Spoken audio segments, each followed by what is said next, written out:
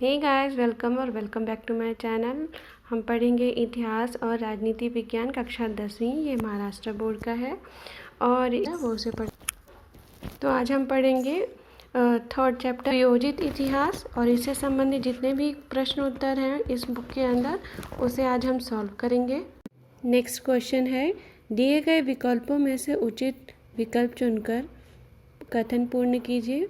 उसका first filling the blanks है, संसार का सबसे प्राचीन संग्रहालय डैश नगर का उत्खनन करते समय पाया गया। तो किस शहर का उत्खनन करते पाया गया? उर नगर का। नेक्स्ट क्वेश्चन, भारत का राष्ट्रीय अभिलेखागार डैश में है। तो कहाँ पे है? वह नई दिल्ली में। नेक्स्ट वन, निम्नलिखित में से असत्य जोड़ी को पहचान कर लिखिए। तो ये 4 ऑप्शंस दिए गए हैं, इनमें से हमें पहचानना है कि असत्य जोड़ी कौन सी है। तो वो है रमन, पश्चिम बंगाल का नृत्य, जबकि ये इसका सही उत्तर है रमन गढ़वाल, उत्तराखंड का धार्मिक पर्व एवं विधि नाट्य। नेक्स्ट क्वेश्चन, निम्न अवधारणाओं को स्पष्ट कीजिए। तो वो क्या? उपयोजित इतिहास। तो उपयोजित इतिहास का उत्तर है फर्स्ट पॉइंट, किसी विषय को अन्य क्षेत्र में लागू करना तथा उससे निकलने वाला निष्कर्ष प्राप्त करना उपयोग कहलाता है। दूसरा पॉइंट है, इतिहास के उद्देश्य अन्य विषयों पर लागू करके नया निष्कर्ष निकालना इतिहास का उपयोजन कहलाता है। थर्ड पॉइंट, इतिहास द्वारा भूतकाल की घटनाओं के संबंध में जो ज्ञान प्राप्त होता है उसका उपयोग वर्तमान और भविष्य में सभी समाज कैसे करेंगे, इसका विचार उपयोजित इतिहास में किया जाता है। फोर्थ पॉइंट है, इतिहास में सामाजिक, धार्मिक, कला, स्थापत्य आदि घटक समाविष्ट होते हैं। इसी प्रकार इन विषयों में भी इतिहास का उपयोग होता है। नेक्स्ट क्वेश्चन, निम्न अवधारणाओं को स्पष्ट कीजिए। तो इसमें फर्स्ट है अभिलेखागार।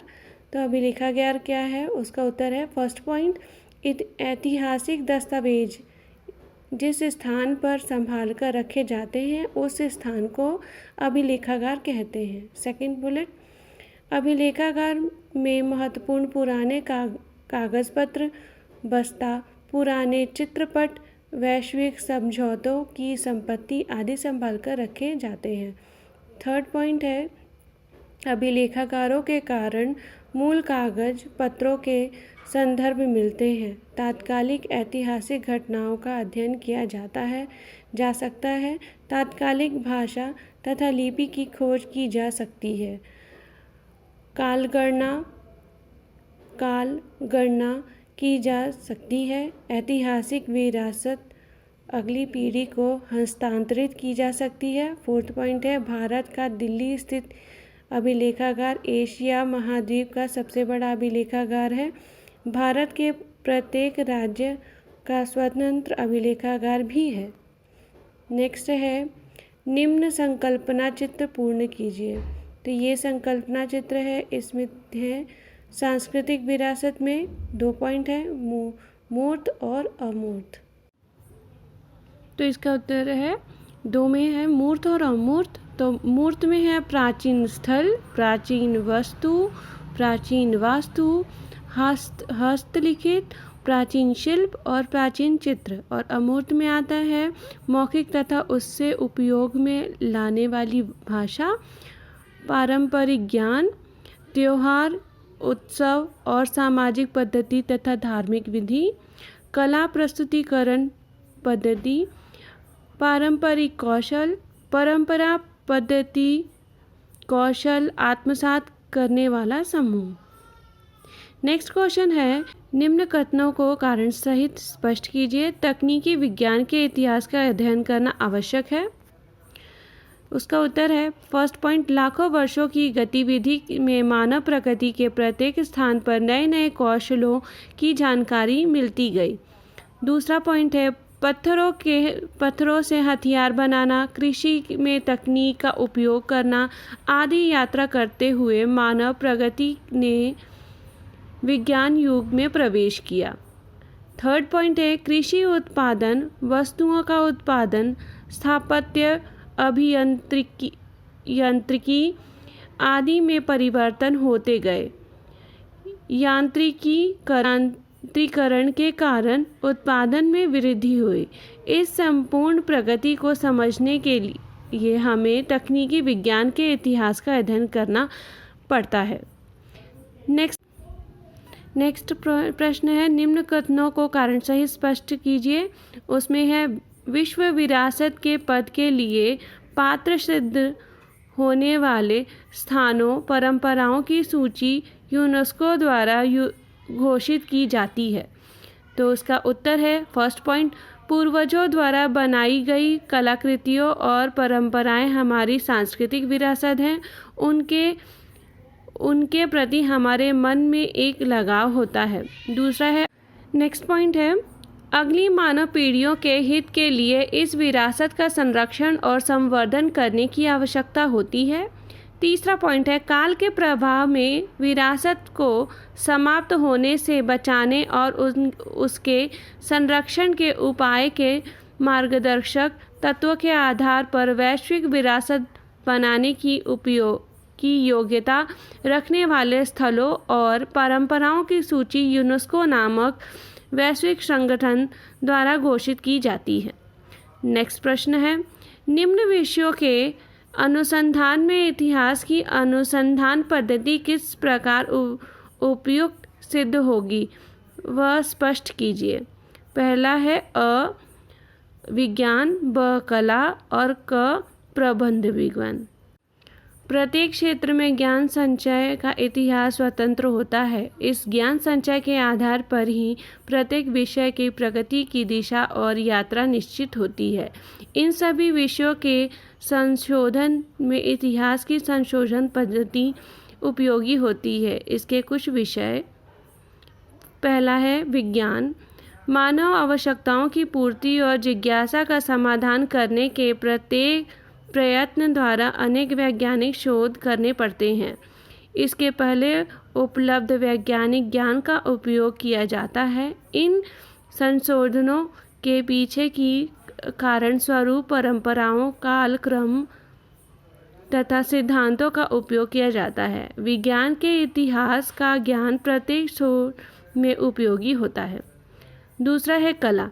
किसी भी कला का विकास वैचारिक, भावनात्मक और सांस्कृतिक परंपराओं के आधार पर ही अभिव्यक्त होता है। इन कलाओं का अध्ययन करते समय इन सभी परंपराओं का इतिहास समझना पड़ता है। संबंधित कलाकृति किस प्रकार साकार हुई, उसके पीछे निर्माता की क्या मानसिकता थी, प्रचलित कला शैली कौन सी थी, इन संपूर्ण सांस्कृतिक इतिहास का अध्ययन महत्वपूर्ण होता है। क प्रबंध विज्ञान। उत्पादक के संसाधन, मनुष्य बल, उत्पादन की विभिन्न प्रक्रियाएं, बाजार तथा बिक्री आदि सभी क्षेत्रों में प्रबंध विज्ञान की आवश्यकता होती है। भिन्न भिन्न सामाजिक और आर्थिक संगठनों द्वारा यह व्यवस्थापनों में सुधार लाने, उनका अध्ययन करने और व्यवस्थापन को सुलभ कराने के लिए तात्कालिक मशीन का अध्ययन करना आवश्यक होता है। नेक्स्ट क्वेश्चन है, उपयोजित इतिहास का वर्तमान काल के साथ किस प्रकार सहसंबंध होता है। उत्तर है, इतिहास द्वारा भूतकाल की घटनाओं के संबंध में जानकारी प्राप्त होती है। इस जानकारी का उपयोग वर्तमान और भविष्य के लोगों के लिए किस प्रकार होगा, इसका विचार उपयोगी इतिहास में किया जाता है। उपयोजित इतिहास का वर्तमान काल के साथ नीचे दिए गए अनुसंधान से संबंध होता है। पहला पॉइंट है, भूतकाल की घटनाओं के आधार पर ही मानव वर्तमान की गतिविधि निश्चित करता है। दूसरा, अपने पूर्वजों के कृतित्व और विरासत के प्रति उसके मन में जिज्ञासा और आत्मीयता होती है। इस विरासत के इतिहास, पूर्वजों द्वारा निर्मित कलाकृति तथा परंपराओं का ज्ञान उपयोजित इतिहास के अध्ययन में वर्तमान मानव को मिलता है। उपयोजित इतिहास के आधार पर इस मूर्त और अमूर्त विरासत का संरक्षण किया जा सकता है। तीसरा पॉइंट है उपयोजित इतिहास द्वारा वर्तमान की सामाजिक चुनौतियों का समाधान किया जा सकता है। वर्तमान की समस्याओं का हल ढूंढा जा सकता है। सामाजिक उपयोगिता पर निर्णय लिया जा सकता है। चौथा पॉइंट है उपयोजित इतिहास के आधार के अध्ययन द्वारा वर्तमान काल का यथोचित आंकलन और भविष्य के लिए मार्गदर्शन प्राप्त होता है। नेक्स्ट क्वेश्चन है इतिहास के साधनों का संरक्षण होना चाहिए, इसके लिए न्यूनतम 10 उपयोग समझाइए या सुझाइए। इसका उत्तर है इतिहास के साधनों में लिखित भौतिक और मौखिक साधनों का समावेश होता है। इन साधनों का भिन्न भिन्न पद्धति द्वारा संरक्षण करना पड़ता है। इसके लिए मेरे विचार में निम्नलिखित उपाय किए जाने चाहिए। पहला है किले, स्मारक, रजवाड़े आदि ऐतिहासिक वस्तुओं की मरम्मत करनी चाहिए। दूसरा पॉइंट है ऐसा उपाय करना चाहिए जिसमें वस्तुओं को किसी प्रकार की क्षति ना पहुंचे और उस पर कोई नाम आदि ना लिखे।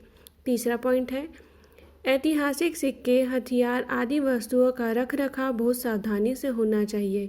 यह भी ध्यान रखना चाहिए कि इन वस्तुओं की चोरी ना होने पाए। चौथा पॉइंट है चक्की के गीत, लोकगीत आदि मौखिक साहित्य संकलित करके उसे लिखित रूप में लाना चाहिए। नेक्स्ट पॉइंट है प्राचीन ग्रंथों का दीमक और फफूंदी से संरक्षण करना चाहिए। आर्द्रता और नम हवा के कारण फफूंदी लगती है, इसके लिए ग्रंथ पर पानी न लगने पाए इसका ध्यान रखना चाहिए। कीटनाशक औषधियों का उपयोग करना चाहिए।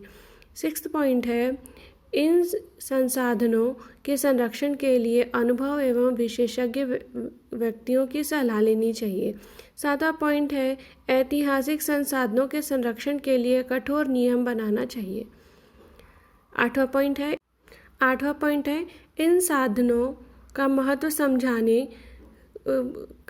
समाज को समझाने के लिए विभिन्न उपक्रम चलाकर समाज का उद्धार करना चाहिए। नाइन्थ पॉइंट है इन संसाधनों या साधनों तथा प्राचीन इतिहास के विषय में जनता के मन में आध्यात्मिकता का निर्माण करना चाहिए। इन प्राचीन विरासत का महत्व समझाने के लिए जनता के मन में अभिरुचि उत्पन्न करनी चाहिए। 10th पॉइंट है ऐतिहासिक संसाधनों के संरक्षण में सामान्य जनता भारी संख्या में सम्मिलित करना चाहिए। इसी प्रकार कई उपकरण चलने चाहिए। नेक्स्ट क्वेश्चन है प्राकृतिक और सांस्कृतिक विरासत का संरक्षण करने की परियोजना द्वारा कौन सी बातें सिद्ध होती हैं?